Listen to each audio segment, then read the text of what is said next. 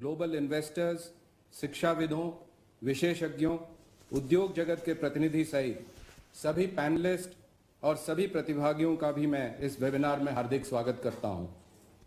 आज के हमारे इस वेबिनार का उद्देश्य प्रतिभागियों से उनके महत्वपूर्ण सुझाव प्राप्त करना, जिससे कि बजट संबंधित घोषणाओं का सफलतापूर्वक क्रियान्वयन हो सके। अब मैं माननीय प्रधानमंत्री जी से सादर अनुरोध करना चाहूंगा कि मान्यवर हमें संबोधित करने का कृपा करें। फाइनेंशियल सेक्टर से जुड़े आप सभी साथियों को नमस्कार। आप भली भांति परिचित हैं कि इस वर्ष के बजट में फाइनेंशियल सेक्टर से जुड़े अनेक बड़े कदम उठाए गए हैं। बैंकिंग हो, नॉन बैंकिंग हो या फिर इंश्योरेंस हो, फाइनेंशियल सेक्टर से जुड़े हर पहलू को मजबूत करने के लिए एक रोड मैप इस बजट में हमने प्रस्तुत किया है। पब्लिक सेक्टर से जुड़े संस्थानों को हम ताकतवर बनाएंगे और कैसे बनाएंगे, प्राइवेट सेक्टर के पार्टिसिपेशन का विस्तार कैसे करेंगे, इसकी भी एक झलक इस बजट में आप देखते हैं।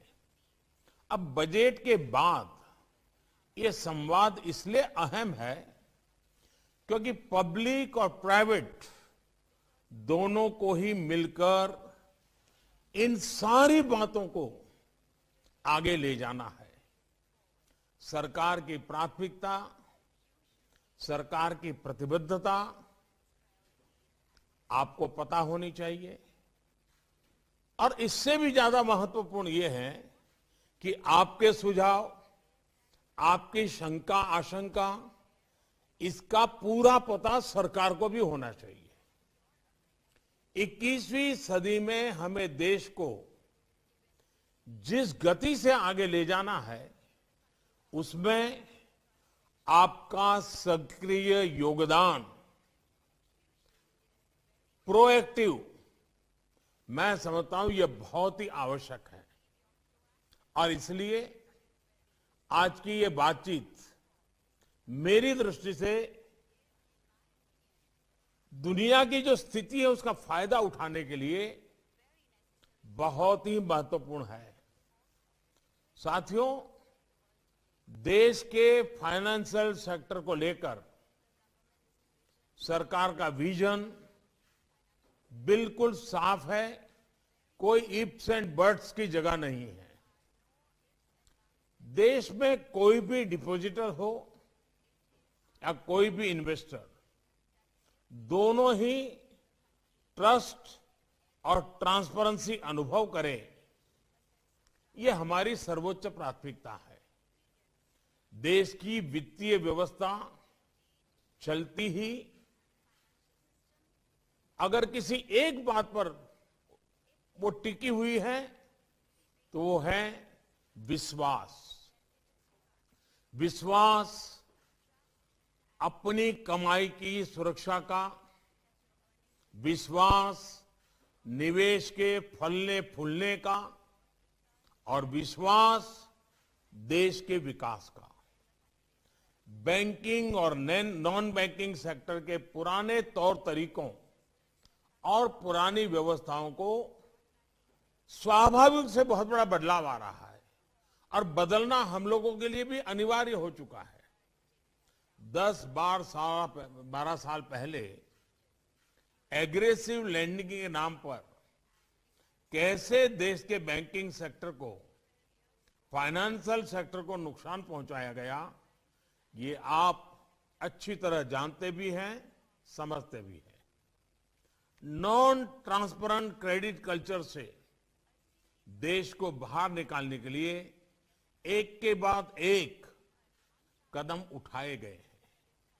आज एनपीएस को कारपेट के नीचे दबाने के बजाय उसे यहां वहां दिखाकर बचने के बजाय एक दिन का एनपीए भी रिपोर्ट करना जरूरी कर है। साथियों, सरकार ये भली भांति समझती है कि बिजनेस में उतार चढ़ाव आते ही आते हैं। सरकार इस बात को भी मानती है कि हर बिजनेस सफल हो और जैसा चाहे वैसा ही परिणाम दे, ये संभव नहीं है। हम भी कभी सोचते हैं कि मेरा बेटा या मेरे परिवार का सदस्य ये बनेगा, नहीं बन पाता है। कौन चाहता है कि अपना बेटा न करे? फिर नियत के साथ लिए गए फैसलों के साथ खड़े होना सरकार का दायित्व है और ये हम कर रहे हैं और आगे भी करते रहेंगे। और मैं फाइनेंशियल सेक्टर के सब लोगों को कहना चाहता हूं, सही नियत से, सही इरादे से किए गए काम आपके साथ खड़ा रहने के लिए मैं हमेशा तैयार हूं। ये आप लिख करके रखिए। इंसॉल्वेंसी एंड बैंक्रप्सी कोड जैसे मैकेनिज्म से आज लेंडर्स और बोरोवर्स को भरोसा मिला है। साथियों, सामान्य परिवारों की कमाई की सुरक्षा, गरीब तक सरकारी लाभ की प्रभावी और लीकेज फ्री डिलीवरी, देश के विकास के लिए इंफ्रास्ट्रक्चर से जुड़े निवेश को प्रोत्साहन, ये सारी बातें हमारी प्राथमिकता है। बीते सालों में जितने भी रिफॉर्म्स हर सेक्टर में किए गए हैं, ये सारे लक्ष्य उनमें रिफ्लेक्ट होते हैं। दुनिया का सबसे बड़ा फाइनेंशियल इंक्लूजन हो, सबसे बड़ा डिजिटल इंक्लूजन हो, डायरेक्ट बेनिफिट का इतना बड़ा मैकेनिज्म हो, या फिर छोटे बैंकों का मर्जर, कोशिश सिर्फ यही है कि भारत का फाइनेंशियल सेक्टर सुदृढ़ हो, वाइब्रेंट हो, प्रोएक्टिव हो। इस बजट में भी आप देखते हैं तो आपने इस विजन को आगे बढ़ाने का काम हमने किया है, आपको नजर आता होगा। साथियों, इस वर्ष हमने नई पब्लिक सेक्टर पॉलिसी घोषित की है। इस पॉलिसी में फाइनेंशियल सेक्टर भी शामिल है। हमारी अर्थव्यवस्था में अभी भी बैंकिंग और इंश्योरेंस के लिए बहुत अधिक संभावनाएं हैं। इन्हीं संभावनाओं को देखते हुए इस बजट में भी हमने अनेक कदम उठाए हैं। 2 पब्लिक सेक्टर बैंकों का निजीकरण हो, बीमा में एफडीआई को 74% तक करना हो, या एलआईसी का आईपीओ लाने का फैसला हो, ये ऐसे ही कुछ कदम है। साथियों, हमारा ये लगातार प्रयास है कि जहां संभव हो वहां प्राइवेट उद्यम को ज्यादा से ज्यादा प्रोत्साहित किया जाए। लेकिन इसके साथ साथ बैंकिंग और बीमा में पब्लिक सेक्टर की भी एक प्रभावी भागीदारी अभी देश की बहुत जरूरत है। गरीबों और वंचितों के संरक्षण देने के लिए ये बहुत आवश्यक है। पब्लिक सेक्टर को मजबूत करने के लिए इक्विटी कैपिटल इन्फ्यूजन पर बल दिया जा रहा है। इसके साथ साथ एक नया एआरसी स्ट्रक्चर भी बनाया जा रहा है जो बैंकों के एनपीएस का ध्यान रखेगा। ये एआरसी इन लोन्स को फिर फोकस तरीके से एड्रेस करता रहेगा। इससे पब्लिक सेक्टर बैंक मजबूत होंगे और उनकी लैंडिंग की क्षमता बढ़ जाएगी। साथियों, इसी तरह इंफ्रास्ट्रक्चर और कुछ इंडस्ट्रियल प्रोजेक्ट्स के विकास के लिए एक नया डेवलपमेंट फाइनेंस इंस्टीट्यूशन बनाया जा रहा है। इंफ्रास्ट्रक्चर और इंडस्ट्रियल प्रोजेक्ट्स की लॉन्ग टर्म फाइनेंसिंग नीड्स को देखते हुए एक कदम उठाया गया है। इसके साथ साथ sovereign wealth funds, pension funds और इंश्योरेंस कंपनीज को भी इंफ्रास्ट्रक्चर में निवेश करने के लिए प्रोत्साहित किया जा रहा है। लॉन्ग टर्म बॉन्ड्स इश्यू किए जा सके, इसके लिए कॉरपोरेट बॉन्ड मार्केट के लिए नई बैकस्टॉप फैसिलिटीज में भी दी जा रही है। साथियों, इसी भावना को आत्मनिर्भर भारत के निर्माण के लिए भी मजबूती से आगे बढ़ाया जा रहा है। आत्मनिर्भर भारत सिर्फ बड़े उद्योगों या बड़े शहरों से नहीं बनेगा। आत्मनिर्भर भारत गांवों में, छोटे शहरों में, छोटे छोटे उद्यमियों के, सामान्य भारतीयों के परिश्रम के योगदान का उसमें बहुत महत्व है। आत्मनिर्भर भारत किसानों से, कृषि उत्पादों को बेहतर बनाने वाली इकाइयों से बनेगा। आत्मनिर्भर भारत हमारे एमएसएमई से बनेगा, हमारे स्टार्टअप से बनेगा। और आत्मनिर्भर भारत की एक बड़ी पहचान हमारे स्टार्टअप्स, हमारे एमएसएमई होंगे। इसलिए कोरोना काल में एमएसएमई के लिए विशेष योजनाएं बनाई गई। इनका लाभ उठाते हुए करीब 90 लाख उद्यमों को 2.4 ट्रिलियन रुपए का क्रेडिट मिल चुका है। एमएसएमई और स्टार्टअप्स को सपोर्ट करना, इन तक क्रेडिट फ्लो का विस्तार करना आप भी आवश्यक समझते हैं। सरकार ने अनेक रिफॉर्म्स करके इनके लिए कृषि, कोयला और स्पेस जैसे अनेक सेक्टरों को खोल दिया है। अब ये देश के फाइनेंशियल सेक्टर की जिम्मेदारी है कि गांवों और छोटे शहरों में पल रही इन आकांक्षाओं की पहचान करके उनको आत्मनिर्भर भारत की ताकत बनाएं। साथियों, हमारी अर्थव्यवस्था जैसे जैसे बड़ी हो रही है, तेजी से बढ़ने लगी है, तो क्रेडिट फ्लो भी उतना ही जरूरी हो गया है। आपको ये देखना है कि नए सेक्टर्स, नए उद्यमियों तक क्रेडिट कैसे पहुंचे। नए स्टार्टअप और फिनटेक के लिए आप नए और बेहतर फाइनेंशियल प्रोडक्ट्स तैयार करने पर फोकस करें। आप सभी भली भांति जानते हैं कि हमारे फिनटेक स्टार्टअप्स आज बेहतरीन काम कर रहे हैं और इस सेक्टर में हर संभावनाओं एक्सप्लोर कर रहे हैं। कोरोना काल में भी जितनी स्टार्टअप डील्स हुई हैं, उनमें हमारे फिनटेक की हिस्सेदारी बहुत अधिक रही है। जानकार बताते हैं कि इस वर्ष भी ये मोमेंटम बना रहेगा। इसलिए आपको भी इसमें नई संभावनाएं तलाश करनी है।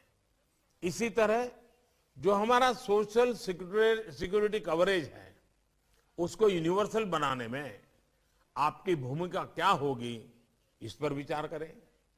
इससे जुड़े बेहतर सुझाव और समाधान इस वेबिनार से निकलेंगे, क्योंकि आपका इस क्षेत्र में गहरा अनुभव है और मैं चाहता हूं कि आप आज खुलकर के अपने विचार रखेंगे। और मेरा पक्का विश्वास है कि आज के मंथन से जो अमृत निकलेगा वो आत्मनिर्भर भारत के भी काम आएगा, जन कल्याण के कामों के लिए भी आएगा और आत्मविश्वास को गहरा करने के लिए भी काम आएगा। साथियों, बीते वर्षों में टेक्नोलॉजी के बेहतर इस्तेमाल ने, नई व्यवस्थाओं के निर्माण ने फाइनेंशियल इंक्लूजन में बहुत बड़ी भूमिका निभाई है। आज देश में 130 करोड़ लोगों के पास आधार कार्ड, 41 करोड़ से ज्यादा देशवासियों के पास जनधन खाते हैं। इनमें से करीब 55% जनधन खाते महिलाओं के हैं और इनमें करीब 1.5 लाख करोड़ रुपए जमा है। कोरोना काल में भी इन जनधन खातों के कारण लाखों बहनों को सीधी मदद तेजी से देना संभव हो पाया है। आज यूपीआई से हर महीने एवरेज 4 लाख करोड़ रुपए से अधिक का लेन देन हो रहा है और रुपे कार्ड की संख्या भी 60 करोड़ पहुंच चुकी है। आधार की मदद से instant authentication, India Post Bank का विशाल नेटवर्क, लाखों कॉमन सर्विस सेंटर के निर्माण ने फाइनेंशियल सर्विसेज को देश के दूर दराज वाले इलाकों तक पहुंचा दिया है। आज देश में 2 लाख से ज्यादा बैंक मित्र Aadhaar enabled payment system AEPS device की मदद से गांवों में लोगों के घर तक बैंकिंग सेवा को लेकर पहुंच रहे हैं। 1.25 लाख से ज्यादा पोस्ट ऑफिसेज भी इसमें मदद कर रहे हैं। आप ये जानकर हैरान रह जाएंगे कि पिछले साल अप्रैल से लेकर जून के बीच इन बैंक मित्रों ने अपने एईपीएस डिवाइस से 53,000 करोड़ रुपए से ज्यादा का लेन देन करने में ग्रामीणों की मदद की है। और हमें ये याद रखना है कि ये कोरोना का वो समय था जब भारत में लॉकडाउन था। साथियों, आज भारत गर्व कर सकता है कि देश का करीब करीब हर वर्ग किसी न किसी रूप से देश के फाइनेंशियल सेक्टर में इंक्लूड हो चुका है। देश अब दशकों के फाइनेंशियल एक्सक्लूजन से मजबूत हो रहा है। सबका साथ, सबका विकास, सबका विश्वास, इसका मंत्र फाइनेंशियल सेक्टर में स्पष्ट दिखता है। आज गरीब हो, किसान हो, पशुपालक हो, मछुआरे हो, छोटे दुकान हो, सबके लिए क्रेडिट एक्सेस संभव हो पाया है। मुद्रा योजना से ही बीते सालों में करीब 15 लाख करोड़ रुपए का ऋण छोटे उद्यमियों तक पहुंचा है। इसमें भी लगभग 70% महिलाएं हैं और 50% से ज्यादा दलित, वंचित, आदिवासी और पिछड़े वर्ग के उद्यमी हैं। पीएम किसान स्वनिधि योजना से अब तक करीब 11 करोड़ किसान परिवारों के खाते में 1,15,000 करोड़ रुपए से ज्यादा की मदद पहुंच चुकी है। कुछ महीने पहले ही हमारे स्ट्रीट वेंडर्स के लिए, रेहड़ी पटरी वालों के लिए प्रधानमंत्री स्वनिधि योजना शुरू की गई है। इस वर्ग का पहली बार देश के फाइनेंशियल सेक्टर में इंक्लूजन किया गया है। इसके तहत करीब 15 लाख रेहड़ी पटरी वालों को अब तक 10,000 रुपए के ऋण दिए जा चुके हैं। ये सिर्फ वन टाइम इंक्लूजन नहीं है, बल्कि उनकी क्रेडिट हिस्ट्री भविष्य में उनको एक्सपांड करने में भी मदद करेगी। इसी तरह ट्रेड्स और पीएसबी लोन जैसे डिजिटल लैंडिंग प्लेटफॉर्म से एमएसएमईज को सस्ता ऋण तेजी से मिल पा रहा है। किसान क्रेडिट कार्ड जैसी सुविधा तेजी से इनफॉर्मल लैंडिंग के कुचक्र से छोटे किसान को, पशुपालक को, मछुआरे को बाहर निकाल रही है।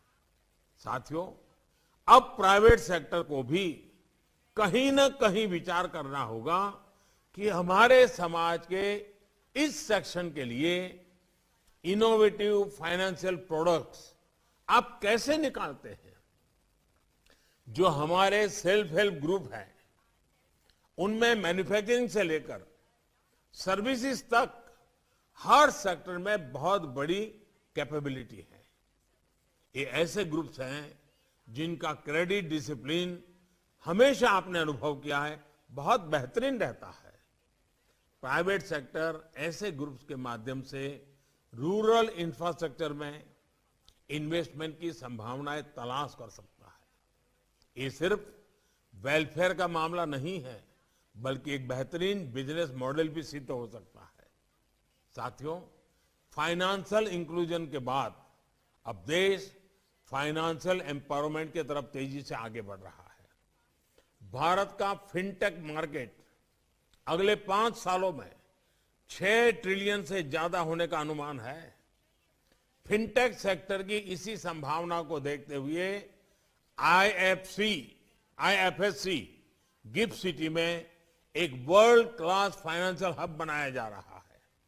भारत में आधुनिक इंफ्रास्ट्रक्चर का निर्माण भी सिर्फ हमारी आकांक्षाएं नहीं है, बल्कि ये आत्मनिर्भर भारत की आवश्यकता है।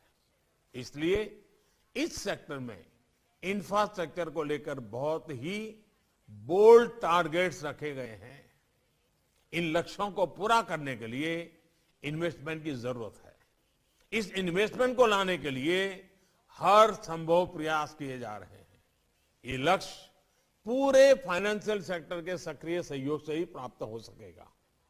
साथियों, हमारा फाइनेंशियल सिस्टम मजबूत हो, इसके लिए अपने बैंकिंग सेक्टर को सशक्त करने के लिए भी सरकार कमिटेड है। अब तक जो बैंकिंग रिफॉर्म्स किए गए हैं वो आगे भी जारी रहेंगे। मुझे विश्वास है कि रिफॉर्म्स को लेकर और बजट में तय प्रावधानों के इम्प्लीमेंटेशन को लेकर आपकी तरफ से सार्थक सुझाव मिलेंगे।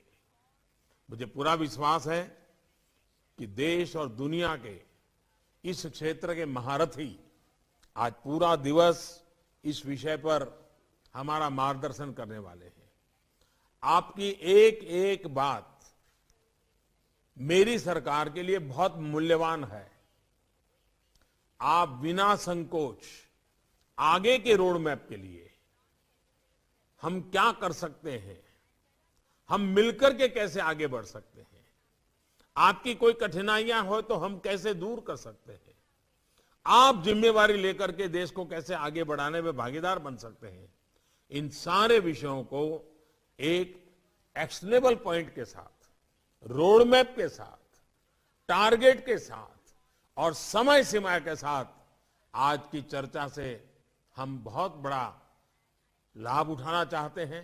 मुझे विश्वास है कि आपका ये समय मूल्यवान है, उससे भी मूल्यवान आपके सुझाव है और हमारा संकल्प है। बहुत बहुत धन्यवाद।